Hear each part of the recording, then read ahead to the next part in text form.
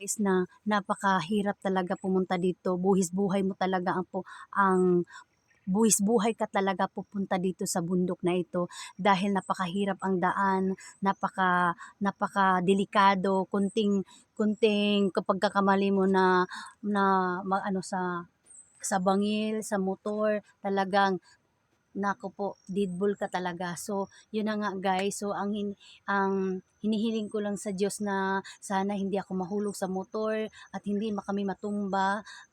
Kung magano ka naman kami maglalakad. So, ang tagal-tagal namin dumating kung maglalakad kami. So, kailangan magsakay ng motor para madali ka dumating. Kasi sobrang layo talaga to guys. Lalo na first time mo pumunta dito. So, mananakit talaga yung mga tuhod mo, yung mga katawan mo dahil nga talaga napakahirap. So, siguro mamaya guys ay matulog ako lahat katawan ko mananakit kasi tagtag talaga yung ano, ang hirap ang daming langaw, kakainis ka, disturbo ka sa akin. Ayan guys, napakahirap talaga dito. So, buhay yung pinuntahan ko talaga dito.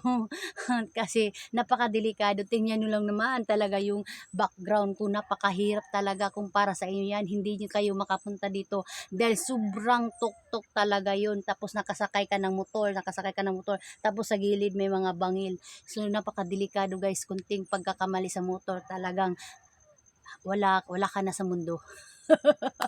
Ayan na nga guys. So nagpunta lang talaga ako dito para may kakaiba naman din tayo na ma-post sa ating vlog, no, sa ating video, para makikita sa ating mga kababayan, sa mga friends ko, sa mga followers ko na kung gaano kaganda ang open pit Kabadbaran, Pirada.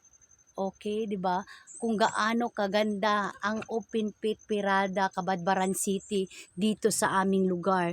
So ang dami-dami natin makikita ng mga tanawin, napaka-fresh dito guys. So parang yung problema mo mawawala dahil sa napaka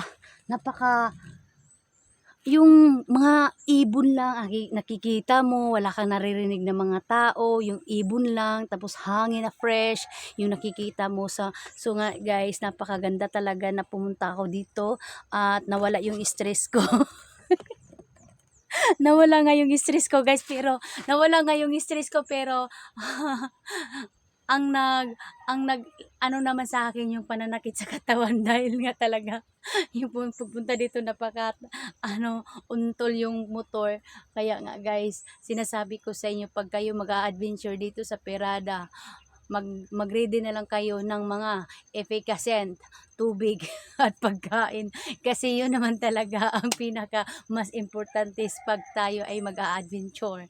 Yun nga guys. So, yun lang guys, yun muna lang papakita ko sa inyo. So, maraming salamat sa nakikinig diyan.